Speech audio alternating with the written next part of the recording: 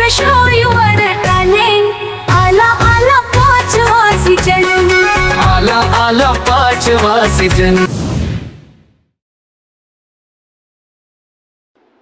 नमस्कार मित्रहो, 4 वर्षांपूर्वी कोल्हापूर येथील नसीमाताई यांच्या हेल्पर्स ऑफ द हँडिकॅप्ड या संस्थेअंतर्गत शिकणाऱ्या एका मुलीने हस्ताक्षर स्पर्धेमध्ये प्रथम क्रमांक मिळवला. जेव्हा ही मुलगी प्रथम क्रमांकाचं बक्षीस स्वीकारण्यासाठी व्यासपीठावर जाते ना, तेव्हा उपस्थित सर्वांच्याच डोळ्यामध्ये पाणी असतं. याचं कारण असं, हस्ताक्षर स्पर्धेमध्ये प्रथम क्रमांक आलेल्या त्या मुलीचे हातच नसतात. अर्थात तिने इतकं सुंदर अक्षर स्वतःच्या पायाने काढलेलं असतं.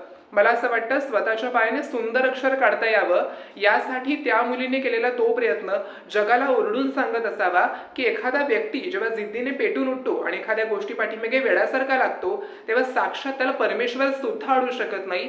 म्हणजेच काय तर ईश्वराच्या इच्छाशक्तीला टक्कर देण्याची हिंमत प्रत्येकामध्ये असते. फक्त इतकंच, स्वतःच्या ध्येयाप्रती वेडं होत आलं पाहिजे, मग सगळं काही शक्य आहे. अर्थात याच वेडेपणाला मांडण्यासाठी मी आपल्या समोर उभा आहे. नमस्कार, शिवम जाधव, विभाग कोकण. विषय मांडतोय, वेडं होत आलं पाहिजे.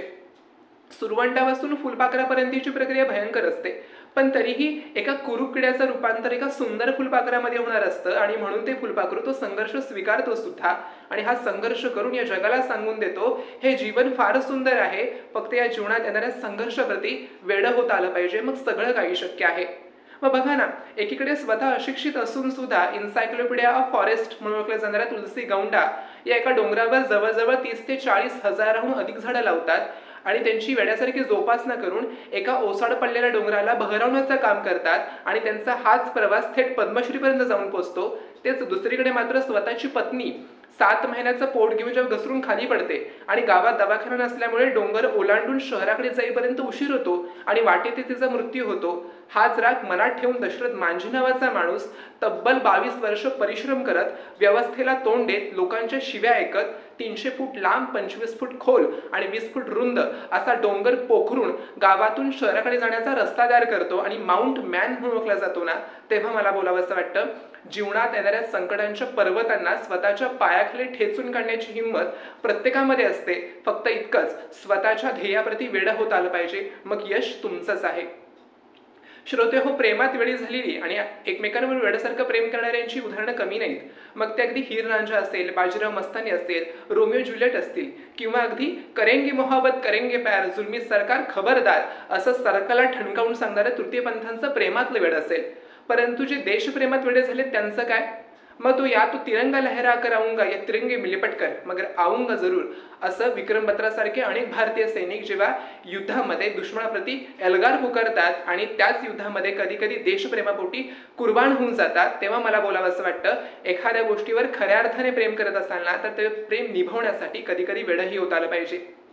श्रोते हो, लोकांनी कितीही आपल्याला वेड्यात काढलं तर स्वतःच्यावर विश्वास ठेवून स्वतःचं ध्येय साध्य करणं यालाच खऱ्या अर्थाने वेडं पण म्हणतात.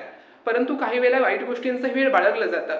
आज सत्तेचं आणि पैशाचे वेळ बाळगून जेव्हा सत्तेलाच पायदळी तुडवलं जातं, मतपेट्यांचा मुक्तपणे जुगार खेळला जातो. इतकंच काय तर एकतर्फी प्रेमामध्ये वेडं होऊन जेव्हा मुलींवर बलात्कार केले जातात, अन्याय केला जातो, हत्या केली जाते, तेव्हा हे वेळ देशाच्या विकासाला किती पूरक आहे हा प्रश्न आधी स्वतःला विचारणं गरजेचं आहे. तेव्हा कुठे जाऊन वेडं होण्याची खरी व्याख्या करू शकते असं मला वाटतं. स्वतःचे वेळ पूर्ण करता करता मी माझ्या देशाच्या कशा प्रकारे उपयोगी ठरू शकतो असं वेळ बाळगता आलं तर ते सोन्याहून पिवळं आहे. मग ते अगदी मानवताचा धर्म सांगणाऱ्या सगळ्या संतांपासून ते अगदी हुतात्मा, महात्मा, पुण्यश्लोक किंवा लोकमान्य या सगळ्या लोकांची उदाहरणं समोर आहेतच. आता जबाबदारी आपली आहे की यांच्या वेडेपणाला आता स्वतःचं वेळ समजून आपल्याला पुढे न्यायचं आहे. तेव्हा कुठे खऱ्या अर्थाने भारत हा विश्वगुरू ठरू शकतो. मित्र हो, गेल्या काही महिन्यांमध्ये भारताने चंद्रयान 3, मंगलयान, गगनयान, आदित्य L1 यांसारख्या अनेक मोहिमा यशस्वी करून दाखवल्या. काही यशस्वी होण्याच्या मार्गावर आहेत. हे सगळं घडू शकलं ते म्हणजेच इस्रोमध्ये रात्रंदिवस वेळासारखं काम करणाऱ्या शास्त्रज्ञांमुळे. आणि याच शास्त्रज्ञांनी दाखवून दिलं, अगर तुम किसी चीज को शिद्दत से चाहो तो पूरी कायनात उसे तुमसे मिलाने की साजिश में जुट जाती है. आणि म्हणून त्यांच्या वेडेपणाला सलाम.